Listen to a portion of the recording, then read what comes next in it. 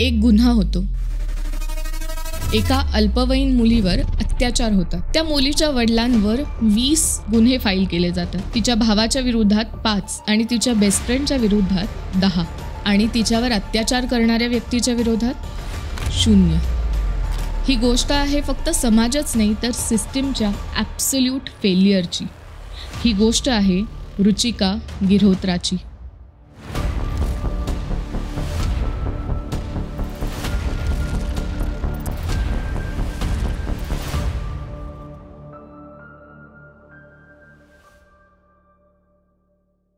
आजची गोष्ट आहे 1990 मधली हरियाणातली.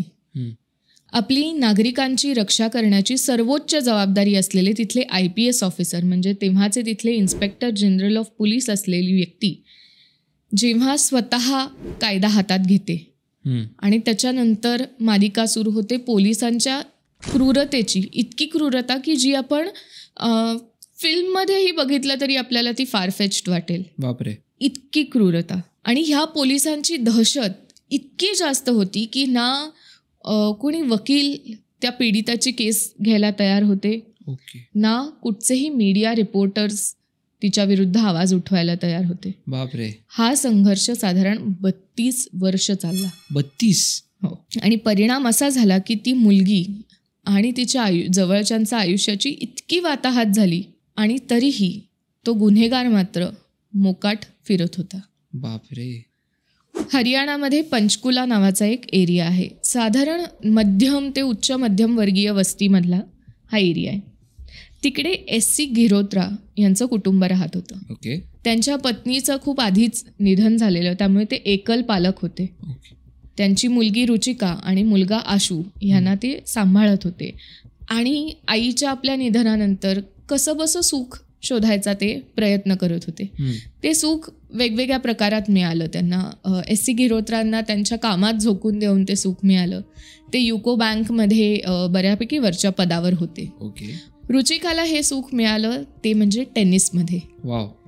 ती लॉन टेनिसमध्ये खूप चांगल्या पद्धतीने बाजी मारत होती. तिची जी शाळा होती सेक्रेड हार्ट कॉन्व्हेंट स्कूल, तिकडची ती टेनिस चॅम्पियन होती.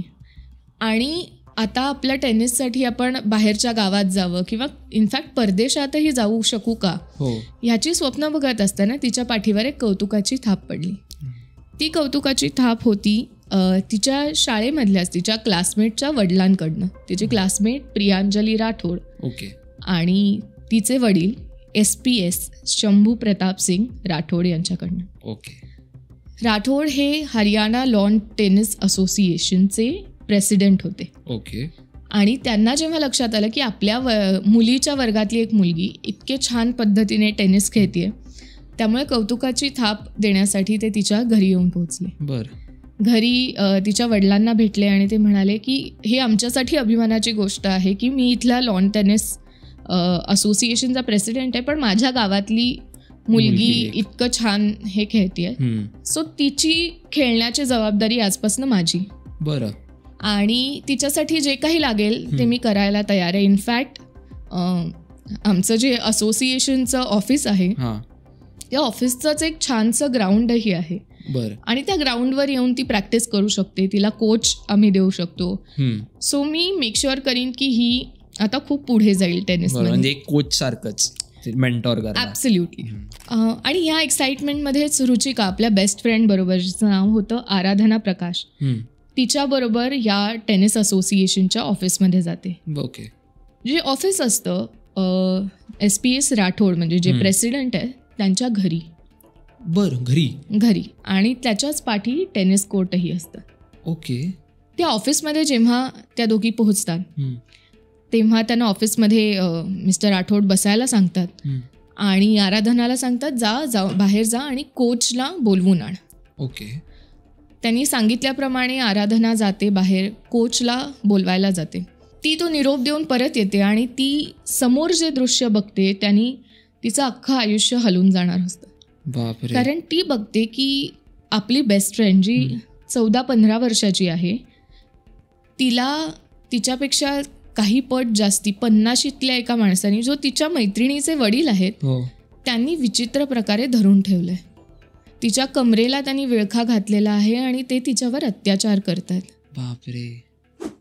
आराधनाला हे बघून काय करावं कळत नाही आणि ती तिकडेच रागाने जेव्हा बघते तेव्हा मात्र ह्यांचा SPS राठोड त्यांचा तिच्याकडे लक्ष जातं आणि ते काही म्हणजे तिला सोडून देणं किंवा तिकडनं पळून जाणं, सारवासारव करणं ह्याऐवजी ते अजून अग्रेसिव्ह होतात आणि आराधनावर अजून जोरात ओरडतात आणि सांगतात, मी तुला कोचला आणायला पाठवलेलं ना, तर कोचला घेऊन ये. अरे बापरे. पण आराधना इकडे हिंमत दाखवते आणि ती तिकडनं कुठेही जायला नकार देते. ओके. ती तिकडेच उभी राहते. हे तिच्यावर ओरडत असतात आणि ह्या झटापटीचा किंवा ही जी त्यांची शाब्दिक हे चालू आहे त्याचा फायदा घेऊन रुचिका कशीबशी त्यांच्या तावडीतनं सुटते आणि तिकडनं त्या दोघी पळ काढतात. त्या पळ काढून आपल्या घराच्या दिशेने जातात. काय झालं याची हकीकत रुचिका आराधनाला डिटेलमध्ये सांगते की तू गेल्या क्षणी त्यांनी ते त्यांच्या खुर्चीतनं उठले, मला त्यांनी उभं केलं, माझ्या कमरेला विळखा घातला आणि मला त्यांनी जोरात धरलं की मी हलू शकत नव्हते आणि ते मला चुकीच्या पद्धतीने स्पर्श करू लागले, माझ्यावर अत्याचार करू लागले, तेवढ्यात तू आलीस. आणि हे दोघींनाही म्हणजे सुधारण्याच्या पलीकडे गेलेली गोष्ट आहे की ह्याला कसं रिॲक्ट करणार. बरं, त्यांना हेही माहिती होतं की ही जी व्यक्ती आहे ती आपल्याच क्लासमेटची वडील आहे, ती एक आपल्या गावातली प्रतिष्ठित व्यक्ती आहे आणि एवढंच नाही तर ती इन्स्पेक्टर जनरल ऑफ पोलीस सुद्धा आहे. त्यामुळे यांच्या विरुद्ध आपण आपल्या आईवडिलांना कसं सांगू शकतो. बरोबर. ह्या विचारांनी ही गोष्ट त्या आपल्या मध्येच ठेवतात. पुढच्या दिवशी मात्र त्या टेनिस खेळायला जात नाहीत. म्हणजे 13 ऑगस्टला त्या परत तिकडे टेनिस खेळायला जात नाही. ओके.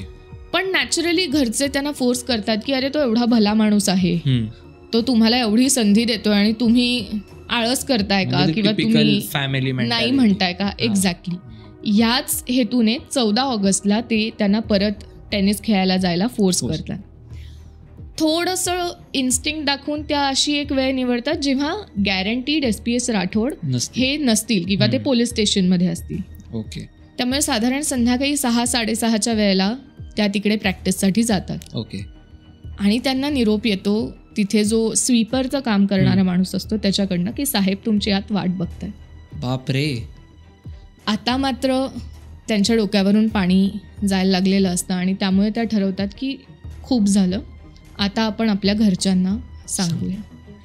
पण इथे परत त्यांच्या मैत्रीची एक मोमेंट दिसते की त्या शेवटपर्यंत ना ह्या दोघींचा एकमेकांना इतका आधार आहे की जेव्हा रुचिकाच्या घरी सांगायची वेळ होते तेव्हा आराधना स्वतः जाऊन सोबत जाऊन ती स्वतः घडला प्रकार तिच्या वडिलांना सांगते. कारण कितीही असलं तरी थोडं दडपण, थोडी भीती, ऑकवर्डनेस हा रुचिकाच्या मनातही होता की हे आपण आपल्या वडिलांना कुठच्या तोंडाने सांगणार. बरोबर. आय थिंक हे समाजाचं पण कंडिशनिंग आहे की मुलींना आधी स्वतःच गिल्टी देत नाही आणि त्यांनाच गिल्टी वाटत राहतं आपल्याबद्दल काही झाल्याचं.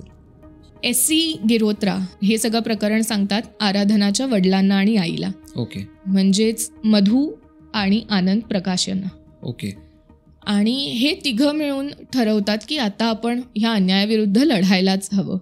म्हणजे असं कोणालाही वाटता कामा नाही की कारण त्यांच्याकडे इतकी ताकद आहे ते कोणाच्याही मुलीबाळींबरोबर काहीही करू शकतात आणि he can get away with. बरोबर. पण पुन्हा ते IG आहेत, ते काही सामान्य व्यक्ती नाही, त्यामुळे त्यांच्या विरुद्ध FIR तरी कशी करणार. त्यामुळे त्यांच्या आजूबाजूचे त्यांचे नेबर्स ह्या सगळ्यांना ते एकत्र बोलवतात, त्यांना समजावून सांगतात घडलेला प्रकार. सुदैवाने ते सगळे त्यांची बाजू घेतात आणि एक कल्पना अशी निघते की FIR फाईल न करता आपण एक पत्र लिहूया तत्कालीन मुख्यमंत्र्यांना. ओके. जे होते ओमप्रकाश चौटाला. ओके. हरियाणाचे मुख्यमंत्री. पण ते मुख्यमंत्र्यांपर्यंत पोहोचू शकत नाही. त्यामुळे ते ठरवतात की सेकंड बेस्ट ऑप्शन बघूया. तेव्हाचे जे गृहमंत्री आहेत संपत सिंग, आपण त्यांच्यापर्यंत पोहोचूया. बरोबर. कारण ते त्यांच्याच अंडर आहेत. येस. पण ते त्यांच्यापर्यंतही पोहोचू शकत नाहीत. म्हणून ते थर्ड बेस्ट ऑप्शनकडे जातात जे होते joint home secretary JK Duggal. जे के दुग्गलांना भेटून ते जी एक पिटिशन कम अपील त्यांनी लिहिलेलं असतं, घटनाक्रम सगळा सांगितलेला असतो, विटनेसेस जे कोणी असतात त्यांची स्टेटमेंट्स त्यांनी गोळा केलेली असतात, असं डिटेल्ड डॉक्युमेंट ते त्या होम सेक्रेटरीना देतात. ओके. होम सेक्रेटरी हे डॉक्युमेंट्स होम मिनिस्टरकडे देतात. आणि अपेक्षा हीच असते की अर्थात होम मिनिस्टर हे डॉक्युमेंट चीफ मिनिस्टरकडे देतील पुढे. पण चीफ मिनिस्टरपर्यंत हे डॉक्युमेंट कधी पोहोचतच नाही. का? ह्याचं उत्तर नाही, कोणाकडेच नाही आहे. पण तरीही जॉईंट सेक्रेटरी ही गोष्ट लावून धरतात. आणि तेव्हाचे जे DGP होते, director general of police, Ram Rakshpal Singh, यांना सांगतात तुम्ही एक इन्व्हेस्टिगेशन सुरू करा आणि एक रिपोर्ट फाईल करा. SPS राठोड आता त्यांचा खेळ सुरू करतात. पंचकुलामधल्या झोपडपट्टीतल्या लोकांना काही पैसे देऊन भडकवून ते या होम मिनिस्टर आणि जॉईंट सेक्रेटरीच्या घराबाहेर आंदोलनं करायला लावतात. बापरे. राम रक्षपाल सिंगच्या विरोधात आणि SPS राठोडच्या त्यांच्या पाठिंब्याने ते प्रदर्शनं करतात, नारेबाजी करतात. त्याच्यामध्ये राम रक्षपाल सिंगना शिवीगाळ करतात. बापरे. एवढंच नाही तर तिकडच्या 1-2 लोकल MLAsना गाठून जे SPS राठोड आहेत ते जातीचं राजकारण करण्याचाही प्रयत्न करतात की जातीचं काहीतरी नरेटिव्ह तयार करून अँगल देऊन लोकांना ही जे काही इन्व्हेस्टिगेशन चालू आहे त्याच्या विरुद्ध भडकावणं. बरोबर. याचं काम सुरू होतं. पण तरीही despite all of these things तो रिपोर्टवर काम सुरू होतं ह्यांच्या विरुद्धच्या. बरोबर. ह्या केसची पहिली सगळ्यात धक्कादायक गोष्ट होते ही त्या घटनेनंतर जवळजवळ 1 महिन्यानी म्हणजे 20 सप्टेंबरला जेव्हा जे गिरोत्रा आहेत, SC गिरोत्रा, त्यांना फोन येतो की तुमच्या मुलीला आम्ही शाळेतनं सस्पेंड केलंय. सस्पेंड? याचं कारण ते देतात की तुम्ही अद्याप फी भरलेली नाहीये. बरं. पण बघायला गेलं तर हे खूप वियर्ड गोष्ट आहे. कारण एकतर प्रोसिजरली बघायला गेलं तर जरी फी भरली नसेल तरी आधी त्याची नोटीस यायला पाहिजे. ती नोटीस क्युअर करण्याची काहीतरी संधी मिळाली पाहिजे की एवढे दिवसात तुम्ही फी भरा, नाहीतर आम्ही काहीतरी ऍक्शन घेऊ. इनफॅक्ट नियमाप्रमाणे तरी worst action that you can take is परीक्षेला तोपर्यंत बसू न देणं. शाळेतनं सस्पेन्शन फी न दिल्याच्या ग्राउंड्सवर हे अनहर्ड ऑफ आहे. बरोबर. फक्त म्हणजे पूर्ण शाळांसाठी नाही तर त्या स्पेसिफिक शाळेसाठी. कारण त्या दिवसापर्यंत टोटल 135 मुलं अशी असतात रुचिकाच्याच बरोबरची ज्यांनी फी भरलेलीच नसते आणि त्यापैकी एक असते प्रियांजली राठोड स्वतः. बापरे. म्हणजे त्यांची मुलगी. आणि तिला नाही काढल्या जात आणि हिला काढल्या जात.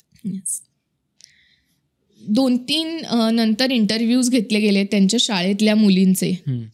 त्याच्यापैकी काही जणांना तर हेच वाटत होतं की ती आधी म्हणालेली की मी टेनिस शिकायला बाहेरगावी जाणार आहे आणि त्यामुळे ती बाहेरगावी गेली. बरं. काही लोकांनी असंही स्टेटमेंट केलं की रुचिका बरोबरच एका वर्गात बसल्यामुळे प्रियांजलीला अनकम्फर्टेबल वाटायला लागलं आणि म्हणून रुचिकाच्या विरुद्ध ही ॲक्शन घेतली गेली. बापरे. अनेक पोलीस दिवस रात्र सिव्हिल ड्रेसमध्ये त्यांच्या घराबाहेर उभे राहायचे. फक्त रुचिकाच्याच नाही तर तिच्याबरोबर तिची जी बेस्ट फ्रेंड होती आराधना, तिच्याही घराबाहेर. तिच्या घराबाहेर दिवस रात्र गस्त घालायचे. ते कुठे बाहेर गेले किंवा कुठे दुसरीकडे जायला लागले तर त्यांच्या मागे फिरणं, पाठलाग करणं, कॅटकॉलिंग करणं. बापरे. म्हणजे सर्व्हेलियन्सच त्यांनी एका प्रकारे केला. फक्त सर्व्हेलन्स पुरते थांबले नाही तर इमॅजिन ऍक्टिव्हली छेड काढणं हे पण त्यांनी केलं. 14 वर्षाच्या कोणी हेच कळत नाही. म्हणजे जे विक्टीम आहेत त्यांनाच गुन्हेगार म्हणून ट्रीट केलं जाते. पण what if I tell you की अजून मी वर्स्ट पार्टपर्यंत आले पण नाही आहे. दिस इज जस्ट द बिगिनिंग. बापरे.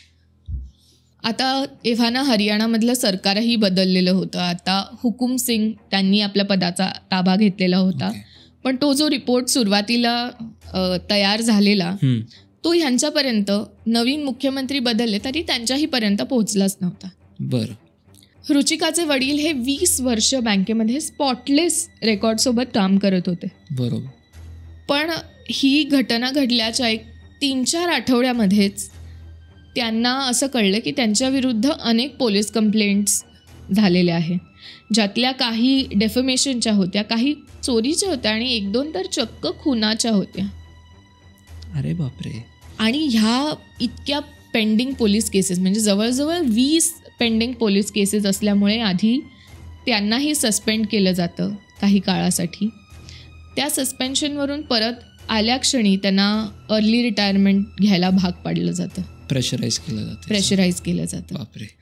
एवढंच नाही तर आराधना, जी तिची मैत्रीण आहे आणि जी साथ देत होती, जी याची आय विटनेस आहे, जी सुद्धा एक टीनेजरच आहे, तिच्या विरुद्ध 10 सिव्हिल सूट्स फाईल केले गेले. सिव्हिल सूट्स लहान मुलीवर 10. आणि ह्यूज अमाऊंट्स, म्हणजे 1 करोड 2 करोड इतके अमाऊंट्स. हे करूनही थांबले नाहीत ते. रुचिकाची केस घेतलेला जो वकील होता त्याच्या विरुद्ध 2 केसेस. रुचिकाच्या केसबद्दल पहिल्यांदा लिहिलेला जो जर्नलिस्ट होता त्याच्याही विरुद्ध कोर्ट केसेस झाल्या. आणि ह्या सगळ्यांमधलं वर्स्ट केस ही म्हणजे रुचिकाच्या स्वतःच्या भावाविरुद्ध 5 केसेस झाल्या, ज्याच्यापैकी चोरीच्या 2 होत्या आणि एक खुनाचीही होती. खुनाची. आणि रुचिकाच्या भावाचं वय होतं अवघं 11 वर्ष. 11 वर्षाच्या मुलावर खुनाची केस. येस. देवा. ह्या केसेसमुळे त्यांचे फायनान्शियल प्रॉस्पेक्ट्स थांबवले गेले. त्यांना इतकंच नाही तर आराधनाच्या वडिलांनाही जॉबमधनं काही काळासाठी सस्पेंड केलं गेलं. अख्खा समाज जो सुरुवातीला त्यांच्याबरोबर होता, ज्यांनी ती पिटिशन फाईल करायला मदत केली, आता ते सगळ्यांनी त्यांच्यापासून पाठ फिरवलेली. बरोबर, कारण की एवढं हेच लोक त्यांनाच पोर्ट्रे करतायत की हेच आहेत खरे गुन्हेगार म्हणून. आणि इथेही त्यांचं टॉर्चर थांबलं नाही, तर ह्याच्या पुढे वाढतच गेलं. ह्याच्यापेक्षा जास्त.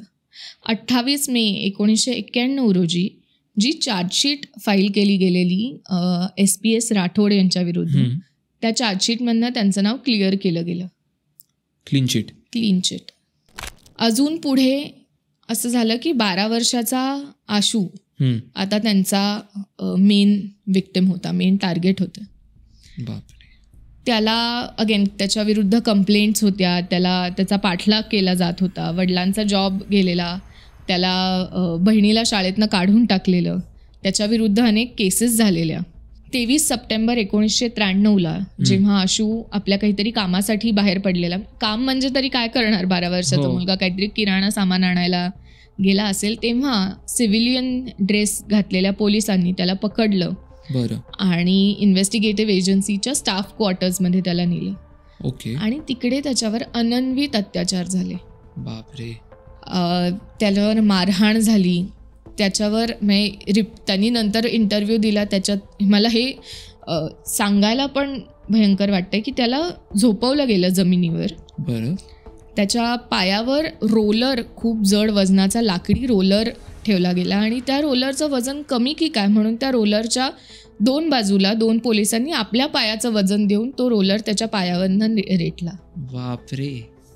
आणि हे सगळं काम बरोबर चाललंय की नाही ह्याची निगराणी करायला SPS राठोड जातीने तिकडे उपस्थित होते, स्वतः. हे एवढं करूनही त्यांचं मन भागलं नाही.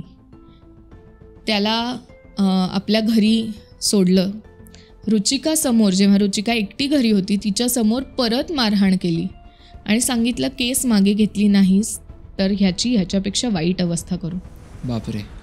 एवढंच नाही तर त्याला हातामध्ये बेड्या ठोकून, म्हणजे आजकाल अट्टल गुन्हेगारालाही बेड्या ठोकणं अलाउड नाहीये, पण हा 12 वर्षाच्या मुलाला ज्याच्या विरुद्धचा एकही गुन्हा प्रूव्हही झालेला नाहीये, त्याच्या हातात बेड्या ठोकून त्याला त्यांच्या अख्ख्या वस्तीमध्ये फिरवण्यात आलं आणि लोकांपर्यंत एक्झाम्पल देण्यात आलं की ह्या मुलीला तुम्ही जर साथ दिली तर तुमचीही हीच अवस्था होईल. बापरे. आणि त्याला तिकडेच बेशुद्ध अवस्थेत सोडून देण्यात आलं, रस्त्यावरच. इथेही ते थांबले नाहीत सोहन. 11 नोव्हेंबरला परत त्याला पोलीस कोठडीत घेऊन गेलं गेलं. बापरे. आणि काही महिने त्याला परत तिकडेच ठेवलं गेलं. नंतर त्यांनी परत इंटरव्ह्यूज दिले, त्याच्यात त्यांनी असं म्हटलं की मी मरू नये इतपत खाणं ते मला द्यायचे, पाणीही तेवढंच द्यायचं, एक 5-6 दिवसांनी थोडंसं काहीतरी अन्न द्यायचे जेणेकरून मी जिवंत राहीन त्यांचे टॉर्चर सहन करण्यासाठी. Cruel mentality proper. म्हणजे ही आत्तापर्यंत मी ऐकलेली सगळ्यात क्रुएल घटना आहे. आणि हे सगळं चालू असताना आत्तापर्यंत धीराने संयमाने काम करणाऱ्या रुचिकाचा मात्र संयमाचा अंत झाला आणि 28 डिसेंबर 1993 तिने अखेरचं पाऊल उचललं. कीटकनाशक पिऊन आत्महत्या केली. बापरे. तिने आपलं जीवन नाईलाजाने संपवलं, पण तिच्या कुटुंबावर आणि तिच्या बेस्ट फ्रेंडच्या कुटुंबावर होणारे अत्याचार अजूनही थांबले नव्हते. देवा. ती गेल्यानंतरही तिच्या वडिलांना तिचं मृत शरीर देण्यासाठी त्या हॉस्पिटलनी नकार दिला. बापरे. आणि त्यांच्याकडनं काही ब्लँक पेपर्सवर सह्या करून घेतल्या गेल्या आणि त्या सह्यांच्या बदल्यातच तिचा मृतदेह भेटेल ताब्यात त्यांच्या दिला. बापरे. तिचा भाऊ अजूनही पोलिसांच्याच ताब्यात होता. तिच्यावर अंत्यसंस्कार झाल्यानंतर तिच्या भावाला सोडण्यात आलं. हे जे ब्लँक पेपर्स त्यांनी दिलेले त्याचा वापर त्यांनी केला की माझ्या विरुद्ध गुन्हे आहेत ते मला कबूल आहेत, माझ्या मुलीने आत्महत्या नाही केली, हा ॲक्सिडेंट आहे, पोस्टमॉर्टम रिपोर्ट जो म्हणतोय की हा ॲक्सिडेंट आहे तो मला मान्य आहे. अशीच ब्लँक पेपरवर सही त्यांनी त्या लहान मुलाकडनंही करून घेतलेली. बापरे. ज्यात त्यांनी मान्य केलेलं की बिहारमध्ये 11 गाड्यांची चोरी मी केलेली आहे.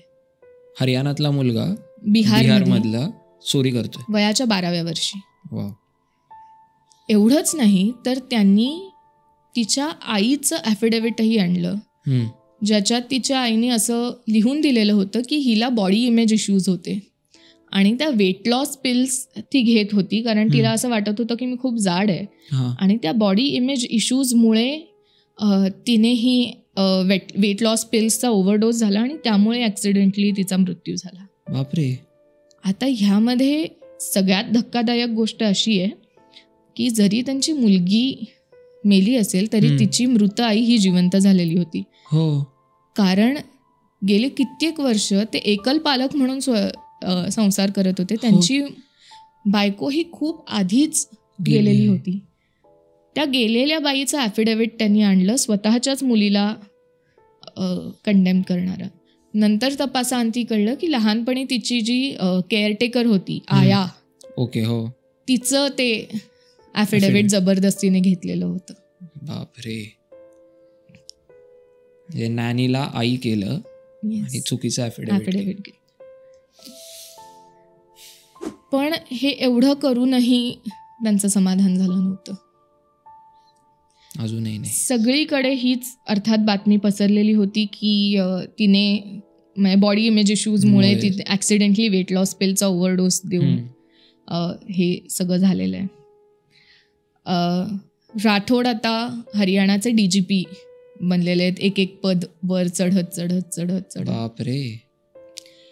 तिच्या वडिलांचं नोकरी गेलेली आहे, इज्जत समाजामध्ये गेलेली आहे, मुलगी गमावलेली आहे, पण इथेही त्यांना अजून शांती मिळालेली नव्हती. कारण शेवटची एक टॉर्चरची पायरी म्हणून त्यांचं जे राहतं घर होतं पंचकुलामधलं, ते घर खोटी कागदपत्र करून त्यांनी असं दाखवलं की ते एका दुसऱ्याच माणसाच्या नावावर आहे. हा दुसरा माणूस होता SPS राठोडच्या वकिलांच्या टीममधला एक वकील. देवा. हे घर त्यांच्या नावावर आहे असं त्यांनी जाणून घेतलं. आणि गिरोत्रा फॅमिलीला आता शेवटचा उपाय म्हणून त्यांनी हे हरियाणा सोडून ते शिमल्याला शिफ्ट झाले. 20 वर्ष बँकेमध्ये इमाने इतबारे नोकरी केलेल्या माणसाला आता केवळ स्वतःचं पोटपाणी आणि मुलाची काळजी घेण्यासाठी आणि ह्या ज्या काही खोट्या केसेस आहेत त्या केसेसला उत्तरं देण्यासाठी त्याला मजुरी करायला लागली. तो वाळूची ने-आण करण्याची डेली मजुराचं काम करायला लागला. म्हणजे बँक ऑफिसर मजदूर झाला. येस. हे सगळं होऊनही 3 व्यक्तींनी अजूनही हिंमत सोडली नव्हती. त्यांच्याही विरुद्ध केसेस होत्या. आणि त्या 3 व्यक्ती म्हणजे आराधना, तिची आई मधू प्रकाश आणि वडील आनंद प्रकाश. सुरुवातीला रुचिकाच्या वकिलांच्या विरोधात केस झाली आणि त्यामुळे कुठचाही वकील तिची बाजू घ्यायला, तिची केस लढायला तयार नव्हता.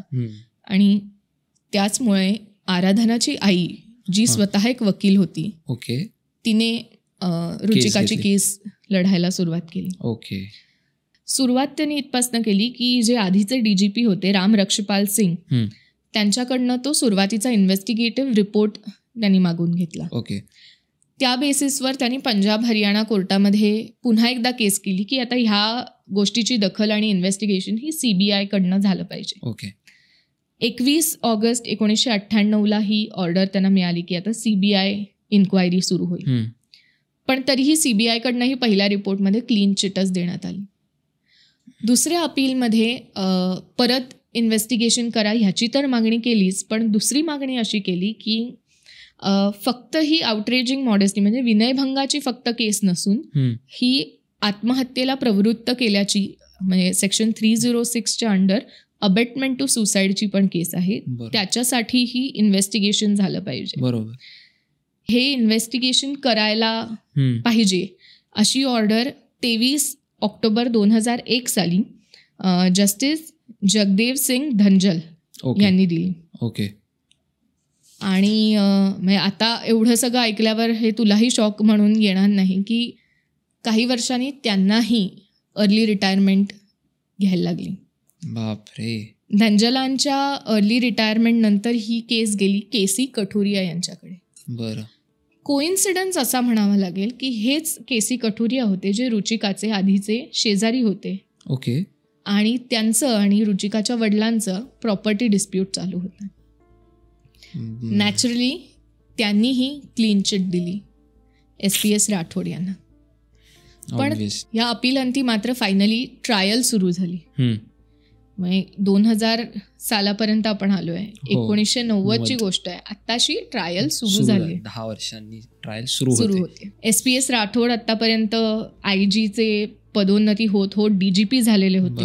त्यांना प्रेसिडेंट्स मेडलही हरियाणा सरकारने रेकमेंड केलं आणि ते त्यांना मिळालं सुद्धा.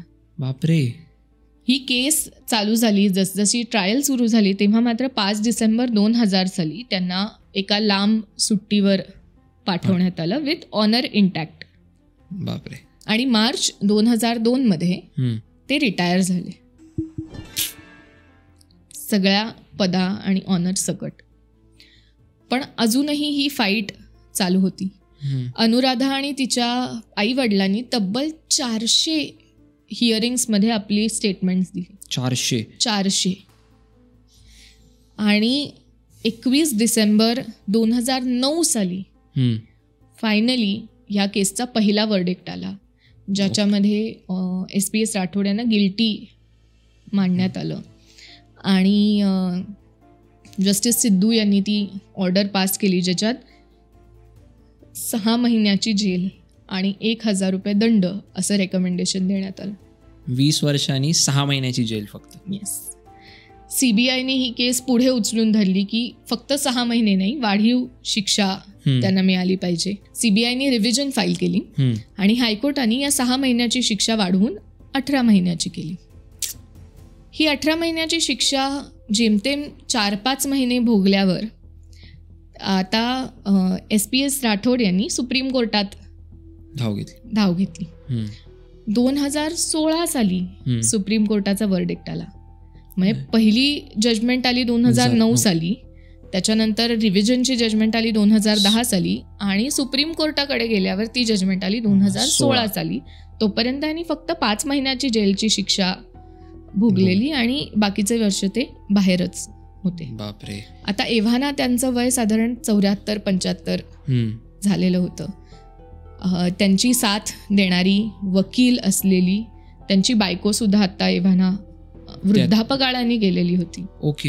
त्यांची मुलगी प्रियांजली ही अनमॅरिड होती. आणि ह्या अनमॅरिड मुलीची आता मला काळजी घ्यायची आहे आणि माझंही आता इतकं वय झालेलं आहे अशी विनवणी केल्यानंतर सुप्रीम कोर्टाने त्यांना म्हटलं की 18 महिन्याची शिक्षा ही तुमच्यासाठी बरोबर आहे, पण ड्यू टू ओल्ड एज आणि ड्यू टू युअर फॅमिलियल कंडिशन्स तुम्हाला अजून जेल टाईम तर होणार नाही. बापरे. आणि असं म्हटल्यावर एक छानसं हसू घेऊन, जरी गिल्टी सुप्रीम कोर्टाने ठरवलं असेल तरी ह्या गिल्टला कुठेही न दुजोरा देता एक हसू घेऊन ते त्या कोर्टरूमच्या बाहेर पडले. बापरे. येस. हा ॲब्सल्यूट म्हणजे मला वाटतं की how a person in power can do anything.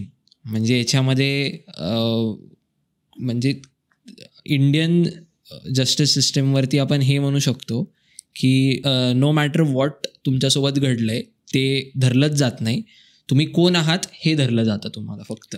आणि तो गुन्हा अर्थातच भयंकर होता, पण त्या लहान मुलाबद्दल झालेले अत्याचार, एवढं टॉर्चर, कस्टोडियल टॉर्चर जे मोठमोठ्या क्रिमिनल्सलाही होत नाही. मी अख्खी सुप्रीम कोर्टाची जजमेंट वाचली, 41 पानांची आहे. त्याच्यामध्ये कुठे हे मेन्शन सुद्धा नाहीये की त्याच्यासोबत असं घडलं, त्याच्यासोबत हे असं घडलेलं आहे. बापरे. त्या कुठल्याच प्रकारचं अबेटमेंट, जरी ते म्हणत असतील की सुसाईड अबेटमेंट आहे ह्याच्यात, तरी काय पद्धतीने त्यांनी फॅमिलीला टॉर्चर केलंय. फक्त तेच नाही तर सरकार 3 वेगवेगळे मुख्यमंत्री येऊन गेले तोपर्यंत, तरी कोणीच काही करू शकलं तरीही कोणीच काही करू शकलं नाही. रादर दे मेड थिंग्स वर्स. बरोबर. पहिला मुख्यमंत्री चांगला की काय, इतकं पुढच्यानी त्या गिरोत्रा फॅमिलीला आणि प्रकाश फॅमिलीला त्रास दिला. बरोबर. आराधनाचं खरंच ह्यात कौतुक करायला पाहिजे की ती शेवटपर्यंत ती आणि तिचा परिवार टिकून राहिला. इनफॅक्ट तिने बरखादतला एक इंटरव्ह्यू दिलेला ज्यात ती म्हणाली की ही सगळी केस संपल्यानंतरही अजून पुढची अनेक वर्ष मला धमक्यांचे फोन हे येतच होते.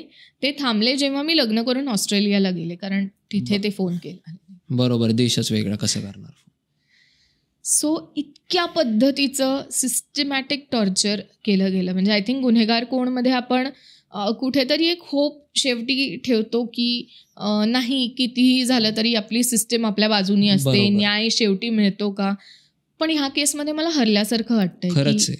म्हणजे जे लोक म्हणतात ना की जस्टिस म्हणजे शेवटचा आमचा विश्वास आहे कोर्टावरती, आणि सुप्रीम कोर्ट एपेक्स अथॉरिटी आहे आपल्याकडे, आणि तेच जर असं वर्डिक्ट देत असतील की तुमचं वय, म्हणजे ह्या गोष्टी नाहीच बघितल्या पाहिजे असं मला वाटतं. वय किंवा त्यांची फॅमिली कंडिशन, त्यांनी हा गुन्हा केलाय त्या चार्जशीटमध्ये म्हणा किंवा आधीच्या कोर्ट्सनी ते सिद्ध केलंय त्या रिपोर्टमध्ये, तरी how could you neglect that despite of his age आणि बाकीच्या फॅमिलियल कंडिशन्स. पण हे नाहीच झालं पाहिजे. म्हणजे एक अजून त्यात आहे की हे सगळेचे कस्टोडियल टॉर्चर वगैरे आहेत ते कदाचित पोलिसांनी कुठच्या रिपोर्टमध्ये मांडलंच नसेल आणि म्हणून ते कोर्टापर्यंत पोहोचलं नसेल.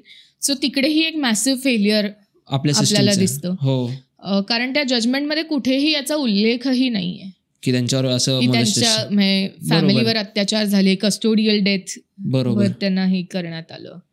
सो म्हणजे हे काय हे हवं. म्हणजे इनफॅक्ट मी हा विचार करत होते की हे समजा आपण एखाद्या फिल्ममध्ये बघितलं असतं तरी आपण ह्याला फारफेच किंवा नाही हे शक्य नाही, इतकं क्रूरता थोडी सिनेमॅटिक वाटते म्हणून आपण ह्याला निग्लेक्ट केलं असतं. पण हे अनेक रिपोर्ट्समध्ये अनेक जर्नलिस्टनी नंतर अर्थात हे झाल्यानंतर कित्येक वर्षांनी मान्य केलंय. पण तू त्या काळातलं रिपोर्टिंग बघितलंस तर एकही ठोस रिपोर्ट किंवा एकही ठोस न्यूज आर्टिकल किंवा कोणीही ह्याच्याबद्दल डीप डाईव्ह केलं असं काहीही प्रकार नाहीये. बापरे. कारण ते जर्नलिस्ट सुद्धा घाबरलेले. म्हणजे आपण जे लोकशाहीचे 4 खांब म्हणतो, 4th डेमोक्रेसी, ते 4ही खांब काहीच करू शकले नाहीत आणि संकटांचं छप्पर तिच्यावर कोसळलं. बरोबर आहे. म्हणजे मला तरी वाटतं की जस्ट म्हणजे तिच्यावरती हॅरॅसमेंट करण्यात आली राठोरांकडनं, दॅट इज वन थिंग. पण नंतर जे गोष्टी घडत गेल्या फॅमिलीसोबत, जवळच्या लोकांसोबत, that is the thing that let her to do suicide. म्हणजे हेच जर नीट आपली सिस्टीम करू शकली असती किंवा नीट FIR लॉन्च केला असता, म्हणजे करून घेतला असता, करायला प्रयत्न तर केलेच सगळ्यांनी, यांनी होऊ दिला नाही. म्हणजे हा कुठला माज म्हणू शकतो किंवा कुठला गर्व आहे की मी पुरुष, आणि म्हणजे पेट्रियार्कलच वाटतं मला ह्या गोष्टी काही काही, की मी पुरुष आहे तर मला कोणीच काही करू शकत नाही. I have that power. Me DGP आहे, मी IG आहे. आणि पुरुष म्हणजे एकतर हे मी करू शकतो ही एंटायटलमेंट झाली. दुसरं तिच्या विरुद्ध इतके अत्याचार करणं हे आहे. आणि या सगळ्यामध्ये तिच्या मुलीने, त्यांच्या बायकोने आणि बाकी सगळ्या लोकांनीही त्यांची तितकीच साथ दिली. सगळ्या समाजाने त्यांची साथ दिली. हो. ह्या सगळ्यामध्ये एक म्हणजे अर्थात सिल्वर लाईनिंग वगैरे हे खूप भाबडं वाटतं मला, त्यात काही नाहीच आहे. पण तरीही कुठेतरी आराधनासारखी आणि तिच्या पेरेंट्स सारखी, मधू आणि आनंद प्रकाश यांच्यासारखी लोक थोडीशी तरी प्रेरणा देऊन जातात की लढायला पाहिजे काही करे. आणि सगळी सिस्टीम तुमच्या विरुद्ध असताना एक व्यक्ती शेवटपर्यंत ती धरून ठेवणं सत्याची बाजू, जरी तोकडा का होईना पण न्याय हा शेवटी मिळतो. सो यस, ही केस होती रुचिका गेहरोत्राची. खूप कमी ठिकाणी याबद्दल बोललं गेलं आहे, खूप कमी रिपोर्ट्स आहेत याच्यावर. तुम्हाला ही केस कशी वाटली हे आम्हाला नक्की कळवा, आणि पुढे कुठच्या केसेसबद्दल आम्ही बोलू ते आम्हाला नक्की सांगा. धन्यवाद. बोलत राहूया.